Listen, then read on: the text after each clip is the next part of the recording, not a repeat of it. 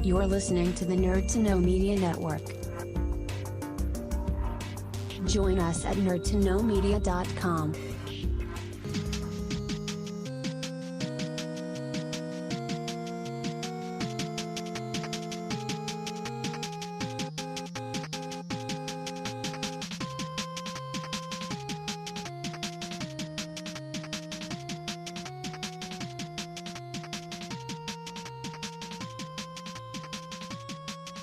Hello and welcome to the Game Corner, where we discuss all the games that everyone has been playing during the lockdown.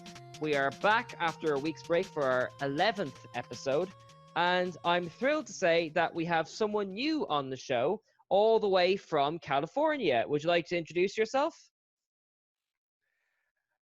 Hi, folks. I'm Vincent, and welcome from sunny California. Excellent. And may I ask, how are things in California at the moment? Not bad. We're finally getting rid of all the chillier weather, starting to warm up, and weather-wise, we're doing pretty good. Excellent, excellent. Now, before we get into the games, we kind of got in touch with each other through kind of a podcast Facebook group. So why don't you kind of let everyone know where they can find you, like online? So for my podcast, my direct link is anchor.fm/nerd1. If you want to go the social media route, I'm on Instagram at Nerd1podcast. And from time to time, I dabble on Twitter at Nerd15. Excellent, very commendable. I must say, I'm not quite brave enough for Twitter myself. It has its ups and downs. Well, then tell us something. As I mentioned to you off the air, this show is about kind of the games that people have been playing during the lockdown. Now, we are an Irish-based show, so we kind of have all of our guests so far have had a very similar experience. Around March, everything shut down, and about 2 weeks ago, we decided to open everything up over there. So how have things been California side? Has the lockdown or even just all the kind of madness in the world affected you at all so far? Work-wise, everything really shut down about the same time you guys did, around March or so. And we have been gradually reopening things. It's been, they call it a phased reopening. So honestly, I've been home. I was actually home for about a month and a half. I didn't go back to work till the middle April. And even then, things aren't 100% yet. Okay, because I must confess, I've never been to the United States myself, but whenever I try and look up news about it, it's incredibly kind of lots of a million things happening at once.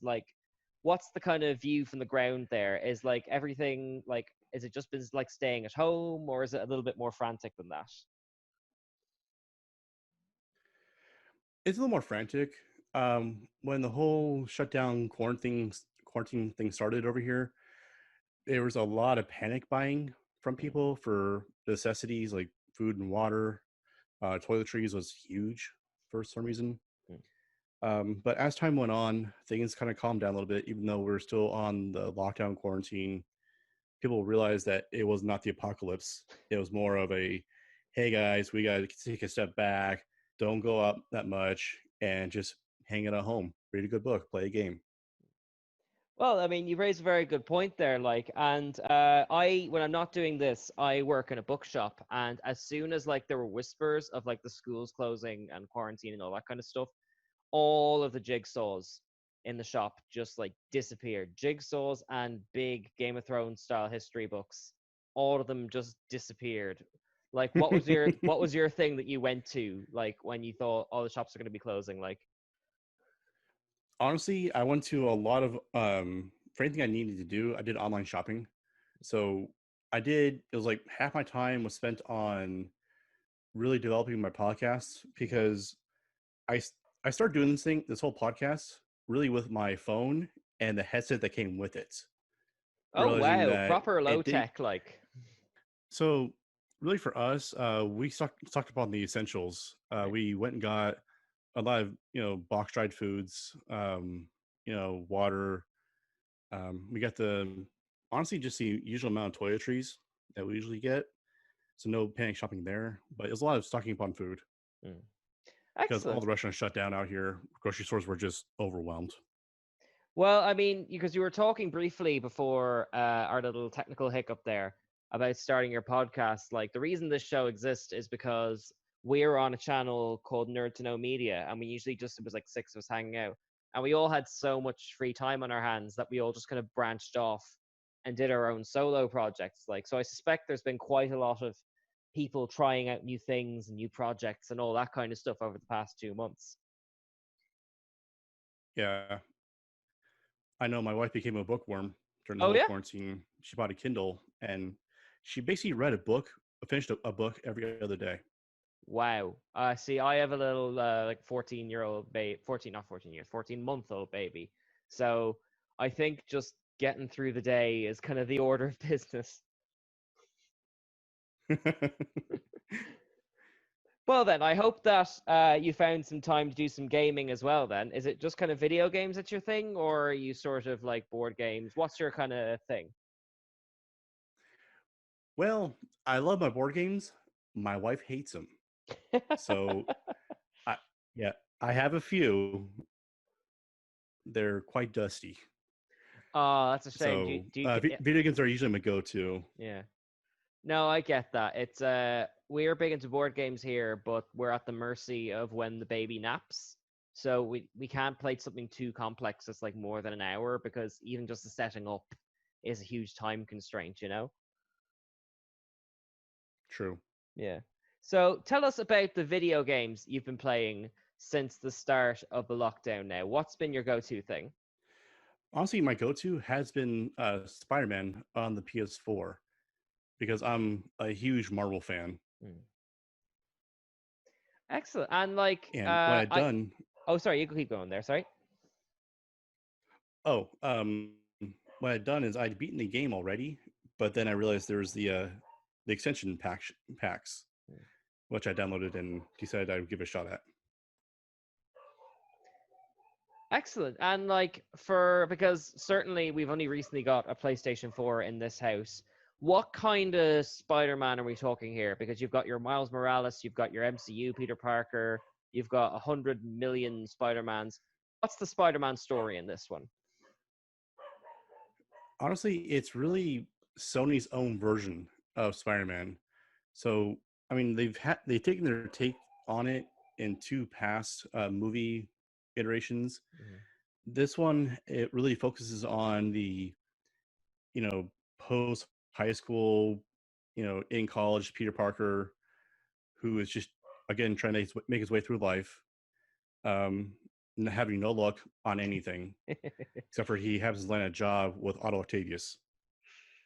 Okay, so that's a pretty good hook there. So it's not based on like existing comic source material or I keep going to Andrew Garfield even though he's been gone a while.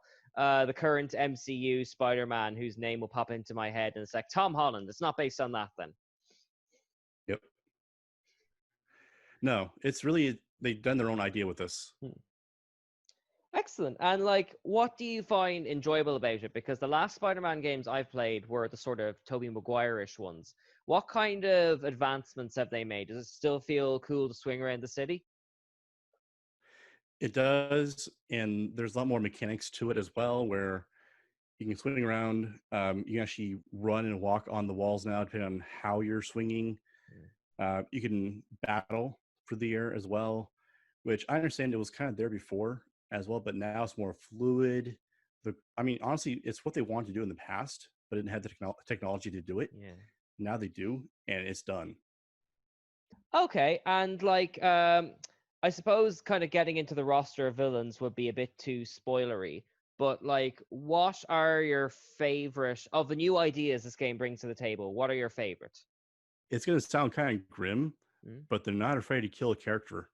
Ooh, okay, because like, I suppose that's the risky thing about a Spider-Man game is that like everyone kind of knows the tropes. He loves Gwen Stacy or Mary Jane. You know, Venom is evil and not evil. So you can't. Okay, without telling us, like it sort of plays fast and loose with the lore of Spider-Man. Then.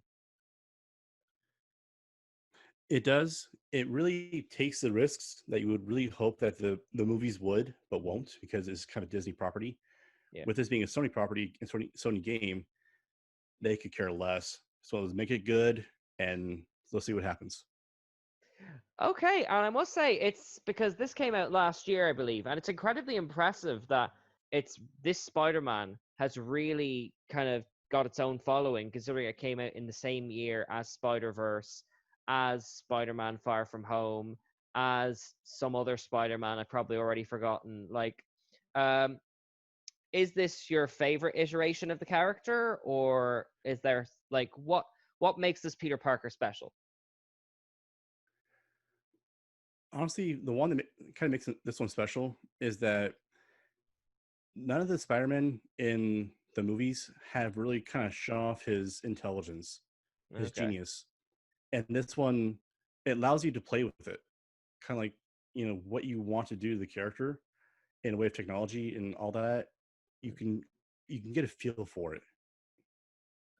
And like, so I've got to ask though, because I feel like this is the first thing my head goes to when it comes to a Spider-Man game: the swinging.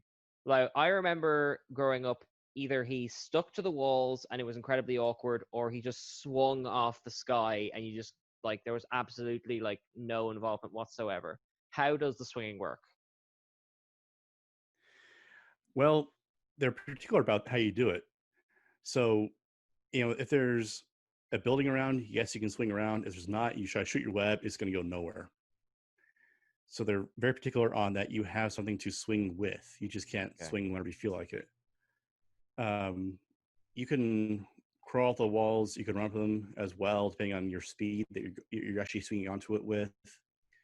So you have to get a feel for it as if you're a real person in it. Oh, well, a real person with Spider-Man powers.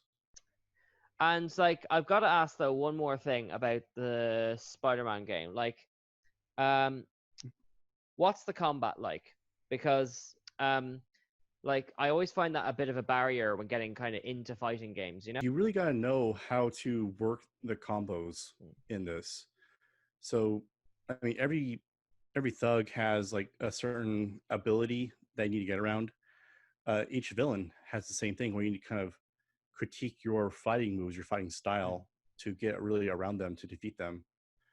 And every time, either say you get defeated in the game, you got to restart the level, restart the fight. It's not just the same kind of fight anymore. It's a whole new fight, same characters though. Okay, all right. So it's not like kind of rinse repeat, that kind of thing. It keeps you kind of, well, I suppose to go back to your own kind of praise earlier, it keeps you inventing. Yeah, you got to be on your toes. Awesome sauce. Before we go to our break now, is there like, why did you go to this game in particular now? Was it just because you had the free time, or was there another reason? It was partially because of the free time. Also, you don't want a game so good, even though you've beaten it or you play so many times, you just got to play it again. Yeah. It was that feeling for it. All right. Well, that's pretty much the highest praise you can give.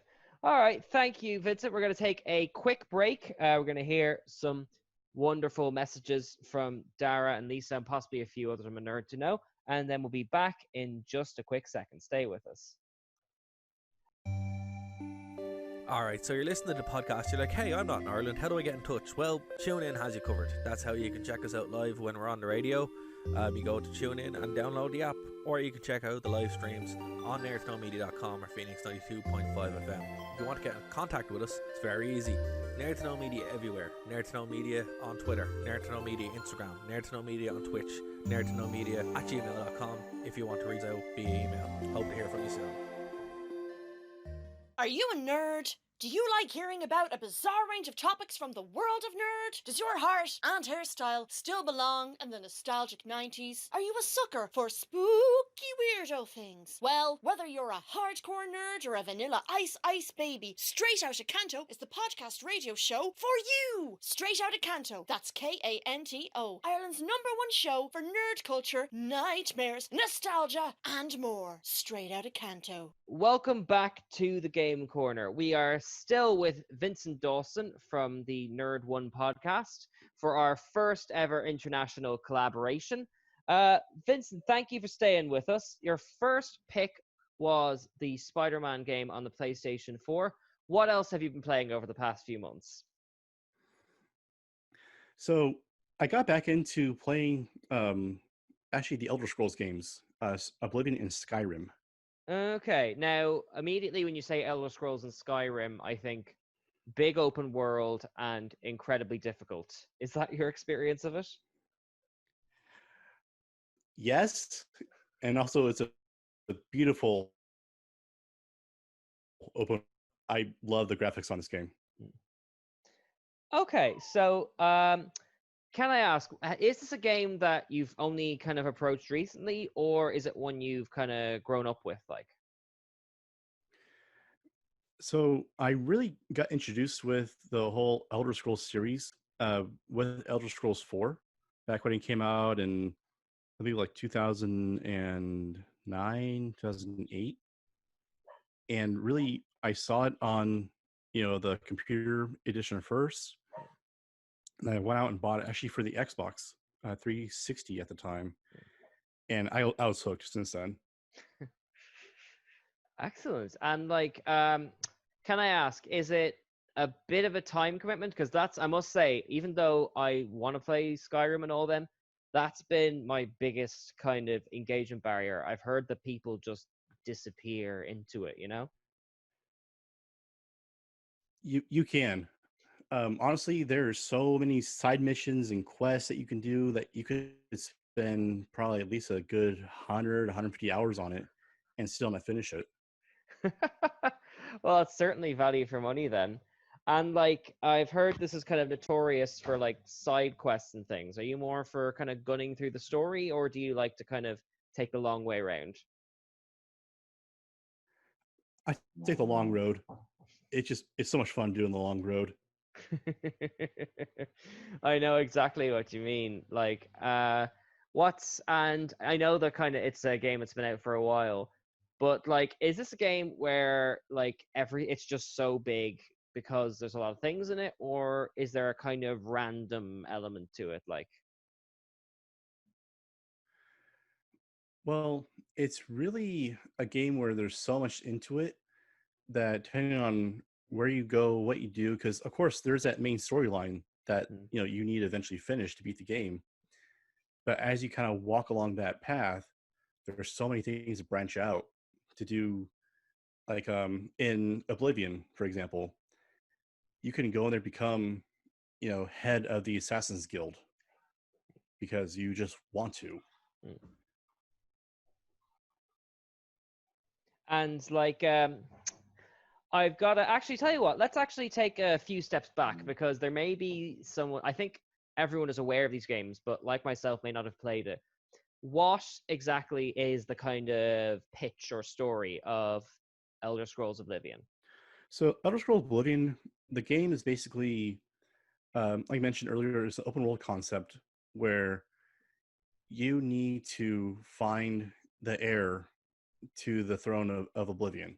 Right. Or not Oblivion, of, I forget the name of the kingdom. It's quite all right. Don't worry about it. In my So, experience, it'll come to you as soon as you hang up. I'm pretty sure it will. So yes, you've got to find the heir to this something or other. And what you do is you're tasked to do this by the king himself, who is basically dying. And so as you go along, you kind of learn who you are. You obtain weapons, modes of transportation. You can buy houses in the game if you want to. And really, if you feel like it, you can battle anyone you want to. Okay, so you have kind of unlimited freedom as far as like the way you interact with the world then. Right. So it's unlimited freedom with unlimited consequences as well. Okay. So like, okay, I've got to ask, what kind of consequences have you faced before? I've had a warrant out for my death. Okay, I think, how did you earn that? I believe I killed the head knight of a foreign kingdom. Right. Why did you do that?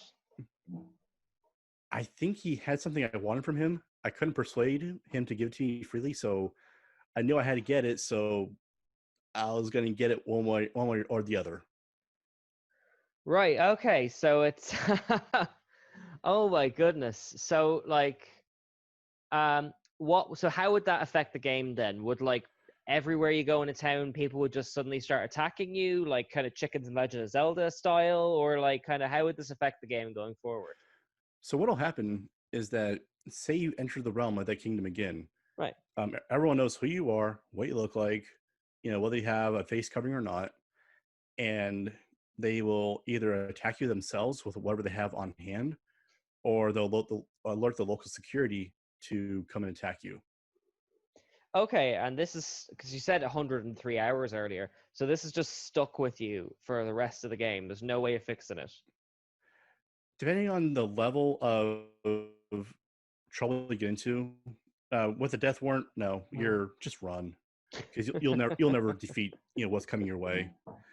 But on certain other things, say like you rob someone, you can either A, choose to fight the local security and have the death warrant issued to you, or be arrested, have all your possessions taken away, or pay a fine. Okay, so like it doesn't make the game unplayable then. No, and from time to time, depending on what the quest requires you to do, you will have a warrant out for your arrest. Oh my goodness. And I've got to ask because I think Katie Riley, who was on our first episode, also mentioned this game. Have you been tempted to mod it at all? To do what? To like mod it, like to like on the Oh. internet people have like changed the dragons into Thomas the Tank Engine or made the blood more explosive, all that kind of weird crazy stuff.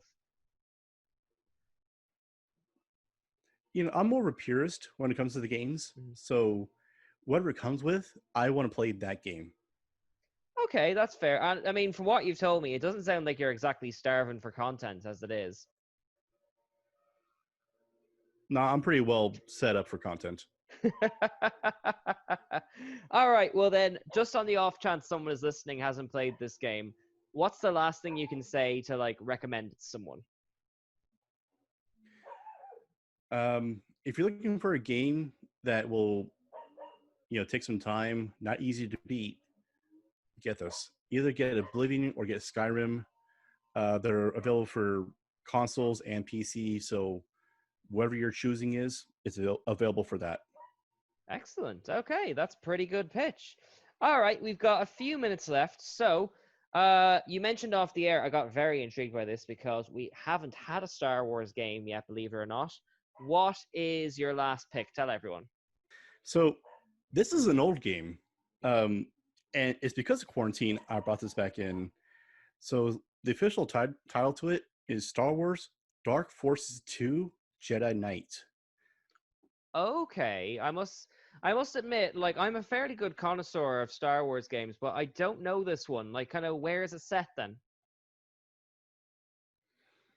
So, this game sets up itself just after Episode 6, and you play the main character who's named Kylo Katarn. Oh yes, I must confess, the Dara who runs the main channel, he mentions this character quite a lot. So yeah, I think I kind of know where this is. But what's for the non-Star Wars fans? What's kind of the plot of this game? Yeah. So basically, the plot of it is it really picks up about 5 years after the original Dark Forces game, Right. and you're basically just a mercenary. You go around to do what you need to do to make your money, but then you come across it's an IG unit who has a possession of your father's. Your father's been dead for about 10 or 20 years. And so after you take this item from the IG unit, you realize that your father had been working closely with what was left of the Jedi.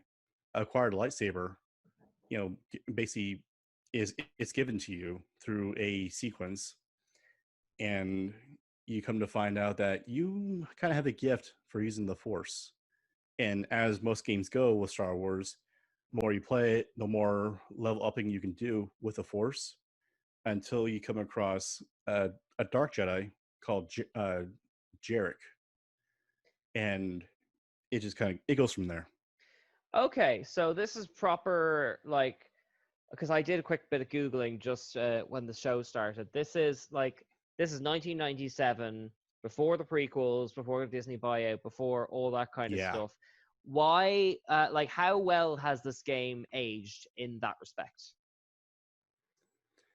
Oh, the graphics are horrible in gameplay. Yes, I must confess, I was a huge fan of the Phantom Menace PC game that came out around that time.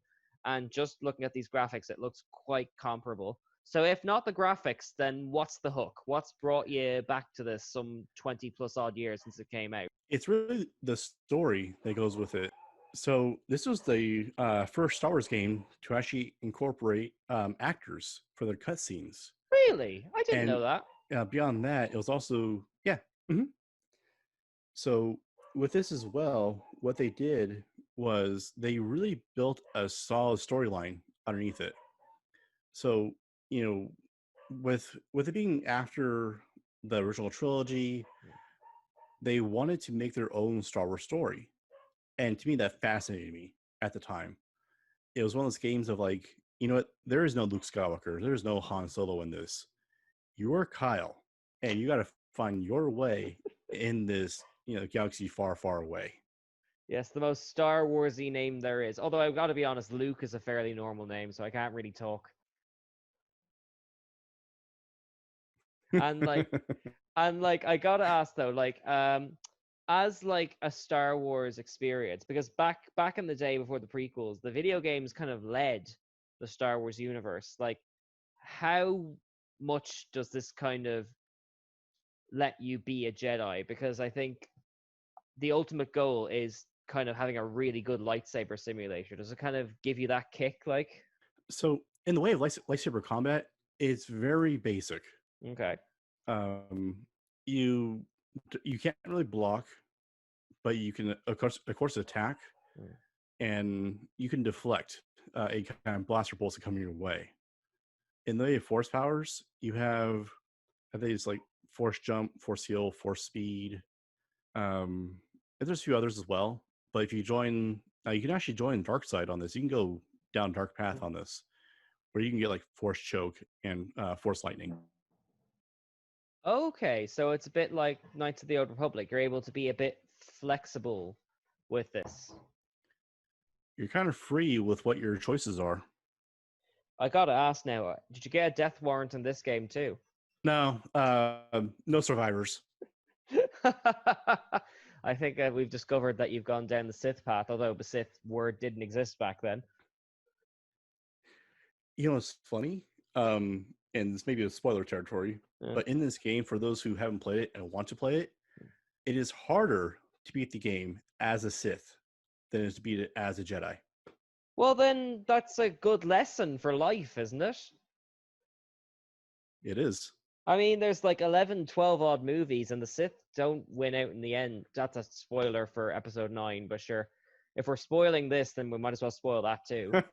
Did anyone at home think Palpatine was going to win?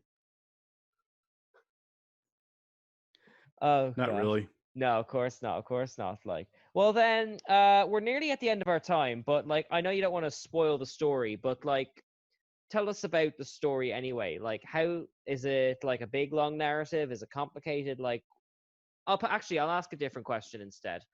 If you're not a big Star Wars fan, is there something here for you to enjoy? I believe you love the combat.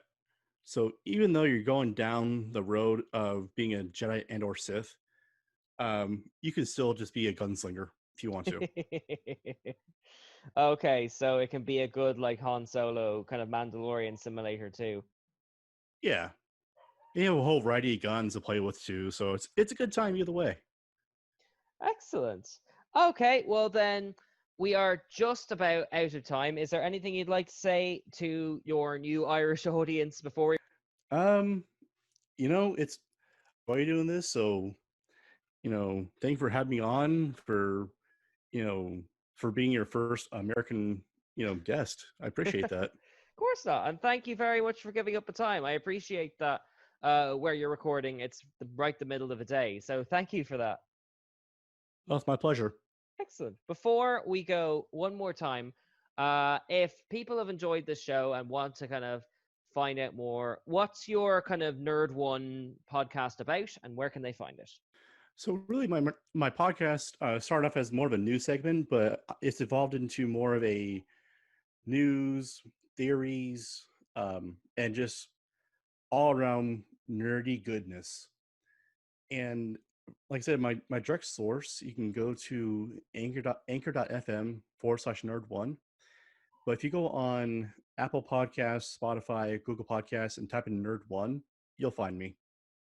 Excellent. I know what you mean, though. I think the main show on our channel started as a wrestling show that became a news show that became a ranting about Star Wars show that became a reviewing The Sims. So, yeah, podcasts have a weird kind of evolution cycle, don't they? They do. Well, thank you very much, Vincent, for taking the time to be on the show. As he said, you can find him at Nerdone.podcast. That is the end of our show. We're going to be doing only the one guest half an hour segments for the next few. So let us know if you enjoy that, or if you want to go back to the double features. And indeed, if you wish to appear on the show, you can reach us at the Game Corner Facebook page. Until then, I've been Keanu Calicon, and he is Vincent Dawson. Sorry, it's a bit of a lag there. So thank you very much, and we'll see you next Friday at 1 o'clock. Bye now. Bye, guys.